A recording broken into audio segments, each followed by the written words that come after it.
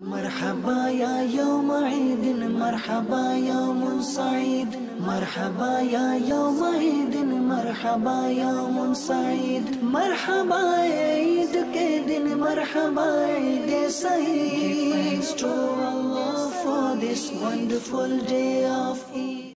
Alhamdulillahi Rabbil Alameen wassalatu wassalamu ala Sayyidil Anbiya'i wal Mursaleen.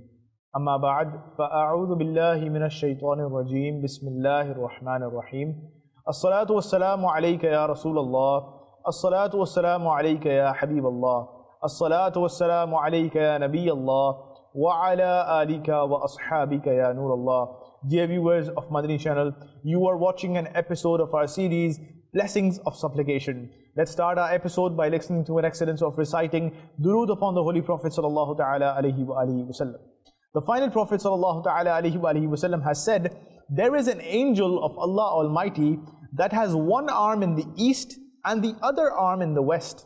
When someone recites salat upon me with love, that angel dives into water and shakes off his wings.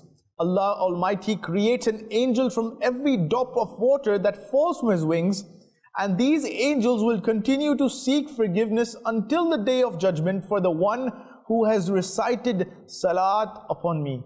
Subhanallah Azza wa Jal. Sallu ala al-Habib sallallahu ta'ala ala Muhammad sallallahu ta'ala alayhi wa alihi wa sallam. Dear viewers of Madani Channel, look at the blessings of reciting durood upon the Holy Prophet sallallahu ta'ala alayhi wa alihi wa sallam. And on our platforms, that is Dawat Islami's platforms, you keep on hearing the different blessings of reciting durood upon the Holy Prophet sallallahu ta'ala alayhi wa sallam that have been mentioned in the glorious ahadith and also in the sayings of the blessed companions radiallahu ta'ala anhum ajma'een.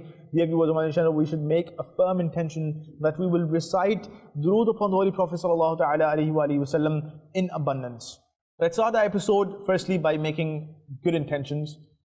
The Holy Prophet sallallahu ta'ala alayhi wa sallam has stated, Niyatul mu'mini khayrun min amali, that is, a believer's intention is better than his action. Therefore, before doing any good deed, we should make as many good intentions as possible to attain more and more reward. And if we don't make any good intention before doing any good deed, we won't get any reward for it. Therefore, before listening to this episode, you can make good intentions. For example, you can make the intention that you will listen to this episode to gain the pleasure of Allah Azza wa Jal. Whatever you learn in this episode, you'll try to remember it and share it, and you'll try to act upon it. And if you can make notes, you should also make notes so that you can remember it for a long time and act upon it and even share it. And you will listen to this episode till the very end, and whenever you hear Sallu ala al-Habib or the Prophet's name, you will recite durood upon the Holy Prophet sallallahu ta'ala alayhi wa sallam. Dear viewers of Madani Channel, our series is about supplications, about dua. So dua is a very important act of worship, and one should make good intentions before doing dua as well. Without a good intention, no reward is granted for any good deed. The more good intentions a person makes, the more reward he will be given. Now, let's listen to a few examples of good intentions that we can make before making dua. You can say that I will make dua for gaining the pleasure of Allah Azza wa Jal and for earning reward. I will act upon the Quranic commandment, that is, Ud'uni astajib lakum, that is, make dua to me, I will accept it. You can make the intention that I will receive the blessings of dua mentioned in the blessed ahadith that we also heard in the previous episodes. During dua, I will avoid uttering rhyming and fancy words with an effort. I will refrain from crying for showing off. I will try to create humility and tranquility in dua. I will confirm to the apparent and inner manners of dua that we will also hear in this episode, inshaAllah Azza wa Jal. And you can also make the intention that you will, you start the dua with reciting salat upon the Holy Prophet sallallahu ta'ala alayhi wa sallam and praising Allah Azza wa Jal as he deserves, as we heard in the previous episodes. And you can also make the intention that you will end the dua with the following ayah. سبحان ربك رب العزة عما يصفون وسلام على المرسلين والحمد لله رب العالمين. And you can also make the intention that you will end the dua with salat ala nabi sallallahu ta'ala alayhi wa sallam. And further, you can make as many good intentions as possible before making dua, and this is also part of the manners of dua. Sallu ala al-Habib sallallahu ta'ala ala Muhammad sallallahu ta'ala alayhi wa sallam. Dear viewers of Madani Channel, the respected scholars have described some manners of dua. Few of those are, one should make dua in the state of purity. One should make dua facing the Qibla with full concentration. One should send salat, that is durood, upon the beloved Rasul sallallahu ta'ala alayhi wa alihi wasallam at the beginning and the end of the dua. One should raise his hands towards the sky and should include all the Muslims in his dua. One should prefer to make dua during the moments when dua is accepted, such as the time of sermon on Friday, the time of raining, iftar, during the last 1/3 part of the night, and during the gathering of the completion of the recitation of the entire Quran, etc. Now, how should we raise hands during dua? Sayyidina Ismail Haqqi rahmatullahi ta'ala stated that it is preferable to spread both hands during dua with at least a little distance between them. One should not place one hand onto another. Shaykh Tariqat Amir Ahl Sunnat, founder of Dawat Islami, Allama Maulana Abu Bilal Muhammad Ilyas Attar Qadi Damat Barakatum Al-Aliyya, describes the manner of raising hands in this way before conducting the dua. The following are among the manners of dua. Whenever you make dua, keep eyes lowered, otherwise there is a risk of eyesight becoming weak. Raise both hands for dua in such a way that they remain either in the straightness of the chest, or of shoulders, or of the face, or raise them so much that the whiteness of the armpits appear, that is, raise them completely. Spread palms towards the sky in all four conditions, as the qibla of dua is the sky. Dear viewers of Madani Channel, one who makes dua should know what to pray and how to pray in the court of Allah Azza wa Jal. Sometimes a person makes dua for forbidden and impermissible things. At times dua is made for permissible things, but the words used in the dua are not befit to the glory of Allah Azza wa Jal. Sometimes a person prays for calamity instead of safety. The noble Nabi sallallahu ta'ala alayhi wa sallam heard a supplicating person saying, "O Allah Almighty, I ask you for patience." He sallallahu ta'ala alayhi wa sallam said, "You are asking for calamity. Ask Allah Azza wa Jal for safety." Commenting on the above blessed hadith, the renowned commentator of the Holy Quran, the great thinker of the Ummah, Mufti Ahmad Yar Khan rahmatullahi ta'ala alayhi, has stated, it shows that the words used in the dua should be good and intention should also be excellent. The words and the intention are both seen in the divine court of Allah Azza wa Jal.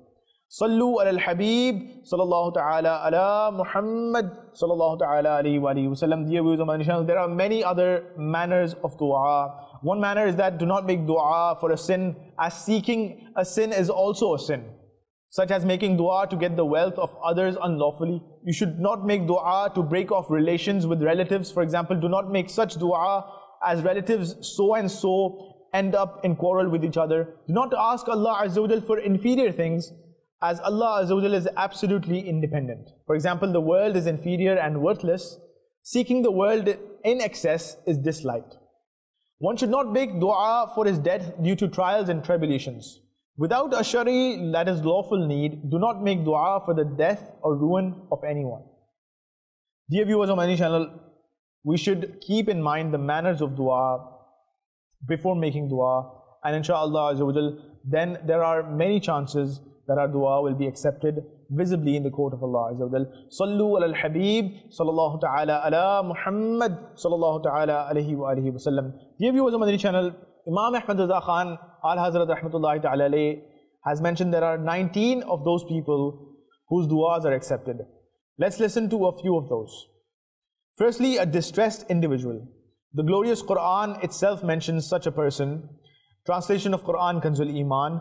Or he who answers the supplication of the helpless when he invokes him and removes evil. An individual who is oppressed, even if he be sinful or a disbeliever, his dua is also accepted. A hadith states, Allah Almighty says to such a person, "I swear by my majesty that I will definitely aid you, even if it be after a while." A just king, his dua is also accepted. A pious person, his dua is also accepted.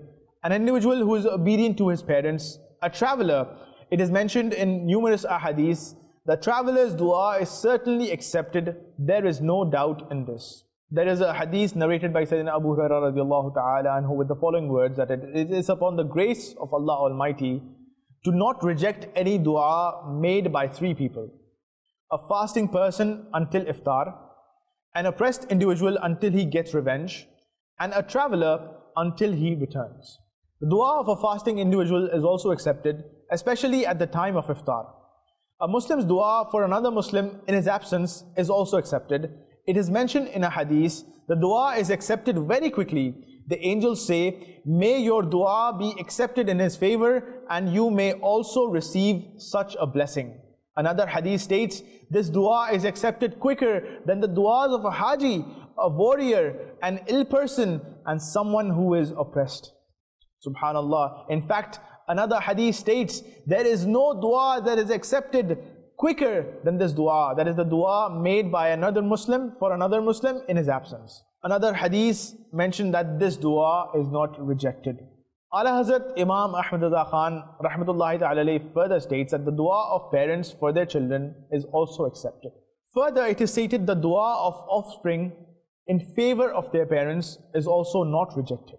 The dua of a haji until he returns home, this dua is also accepted. Subhanallah. Hadith of the Holy Prophet sallallahu ta'ala alayhi wa sallam states, the dua of a haji is not turned down for as long as he does not return. The dua of the one who is performing Umrah is also accepted. A hadith states, those performing Hajj and Umrah are the guests of Allah Azza wa Jal. He grants them whatever they ask for and He accepts whatever dua they make.